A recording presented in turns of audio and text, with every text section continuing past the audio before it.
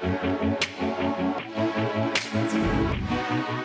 everyone, welcome back to the LaceUp channel. My name's Mickey, and today I'm going to give you the 10 questions you have to ask your software as a sales representative prior to making a decision on that big software purchase you've been considering. So normally when you make one of these transitions into software as a service, you buy an ERP system, a system for some operation in your company.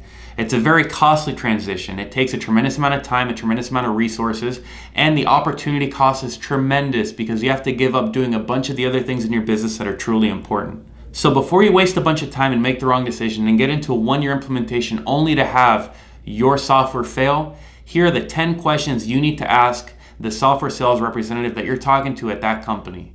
Let's get right into it. Question number 1, what is your support like? What are your hours? Okay. If I call, what is the probability that you will answer my call on the first call? If I have a serious issue that cannot be solved by your tier 1 support, who does it get escalated to and how long does it take for them to get back to me? Do your support people work on weekends? If so, what hours do they work on weekends? Can anyone from my team call your support? Okay. Can I have my general manager call, my driver, my employee, whoever that person from your team may be? Make sure you drill down into these support questions and ensure that when you have an issue, you will get it taken care of. Question number 2, what are my costs? What am I paying up front? What am I paying for the implementation? What am I paying for special services? What am I paying for custom development? What are my costs up front? Okay, not just what are my costs up front, what am I paying on a recurring basis? On that first call you have with that software as a sales representative, whoever that guy or gal may be, they should be able to at least give you a rough estimate as to what the project's going to cost you. And with this quote, you're able to really internalize and compare that cost to the benefits that you anticipate receiving from that software. And then you can make a determination as to whether or not it's worth you moving forward and pursuing additional demos and additional conversations, or if you should just table the conversations for now. The most important thing you can do here is not waste the person's time. Ask the cost, and if it's worth it, okay, you're able to then move forward to the next presentation. If it's not, shelf the conversation for now and come back to it later. Question number 3, do you guys offer a money-back guarantee? So if we make this commitment, I pay you the $50,000, hypothetically, right? And the $1,000 a month, whatever the number is. Will I get a money-back guarantee if for some reason you guys can't hold your end of the bargain? Let me tell you guys something. Me personally, I have rarely ever had to return the money to a customer. I think I've ever done it about 2 times in my life. So the probability of them saying no should be tremendously low. Even if they have to put a bunch of resources into the project, they should have so much confidence that they can deliver on the project that they don't care, that they'll give you whatever money back guarantee you want. Question number 4, where can I be nickel and dimed? I can't tell you how many people I've taken away from my competition where the competitor just nickels and dimes them to death. For example, I have a competitor that will charge you $150 per hour for support calls. So if you have an issue with their program, you call in and the bill starts running and running and running, and at the end of the month, guess what you get? You get a nice little bill with all the charges on it for all the times you had to call in to deal with their problem. So you want to make sure you ask your representative, what are the hidden costs? What could come up? Where could you nickel and dime me? Do you nickel and dime? What's your business practice? Or are you one of those people that actually charges a pretty low cost up front and then you maintain fair fees across the board? Make sure you ask them, how will I be nickel and dimed? Question number 5, what are my unknown costs? So as you know, you've got the explicit cost, but what is your opportunity cost? How much time will you have to dedicate these people to do the implementation? How much time will you have to sit there in front of a computer or on a phone call waiting for them to show up and for them to do their job?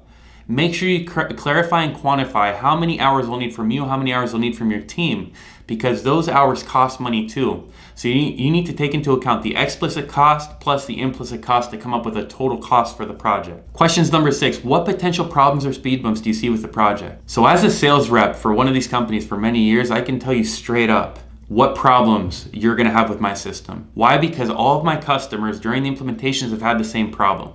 Now, some companies will tell you the truth, others will hide that problem for you until you arrive at that point and you realize it anyways.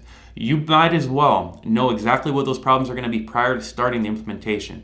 That is the only way you can be prepared for when that problem finally arises, that you're not freaking out, pulling your hair out because you weren't expecting it. Question number 7, what is your cost for development by the hour, and will you adhere to any estimate you give me? So for example, let's say that you need a custom report from the individual and they quote you $1,000. Now, if you need to add a little field after the report's complete, Or if something was forgotten at the bottom, like a little line quantifying the totals, right? Will you add a bunch of extra hours to do these little changes? Or will that $1,000 be all encompassing? Make sure you ask them, what is the development rate? Okay, and what can I expect for changes? Or will you be steadfast in your estimate? Question number 8, how long will the implementation take? I've seen implementations for systems take up to a year or 2 years. I had a customer that I was speaking to, a potential customer, that bought a system for $1 million. And the funny thing is my estimate was 50 grand. They're a year and a half into the implementation and still can't get it done. Why? Because they didn't ask the people implementing the system, how long will this take? Make sure that you ask, how long will it take? Make sure that you ask, what is the average amount of time for one of these software implementations? Okay? Tell me about the other company that works just like me. How long did their implementation take? Be honest. Now, with this honesty, you'll be able to know exactly, you'll be able to allocate exactly how much time you need to get the software off the ground and get it up and running in your company. Question number 9, hey, Mr. Sales Rep, when this deal's closed and I send you the money, will I be able to reach you? I can't tell you how many sales reps close a deal and then they disappear and move on to the next guy. The most important thing they can do from a customer service standpoint is give you their cell phone number and say, hey, John, look, if you have any problems, you call me on my cell. If my team can't take care of you, you call me on my cell. Now, for some reason I can't answer, you text me, you FaceTime me, whatever you need to get you taken care of. These are the type of salespeople you want to be dealing with because you want somebody with a higher level of accountability available should the support team, right, should the implementation team not be able to take care of you. So make sure your sales rep won't disappear when the project is collected and the money's in the bank. Last but not least, perhaps the most important question you can ask, question number 10, what do I need that you currently don't support? I can't tell you how important this question is. As a salesperson, I know exactly when they start asking the right question, the customer, I know exactly what they need that I don't have. And it's better for me to be honest with them and tell them, look, John, I don't have that thing, than for me to pretend that I don't, or to kind of put it off to the side expecting that they'll forget about it, because the bottom line, whether it be a month or 6 months or even a year down the road, they'll remember and they'll ask again. So make sure that you ask the sales representative, what do you see, okay, that you currently don't support that I need? And they'll be able to tell you straight to your face, hey, look, man, look, I know you need this report. Based on the needs you're telling me, you need a report that does this. I currently don't have that. Anyways, that's my style as a salesperson. That should be their style as well. Make sure you know going into every implementation what the strengths and weaknesses are of these people. These 10 questions should really help you get off to the right foot. Had all my customers ask me these 10 questions, okay, some of these implementations would have gone much smoother. And maybe those 2 customers that I lost would have been my customers still to this date. Anyways, if you have any questions about those 10 questions, hit me down below. Apart from that, follow me on my Instagram at LaceUp Solutions. I look forward to see you guys next time. Take care.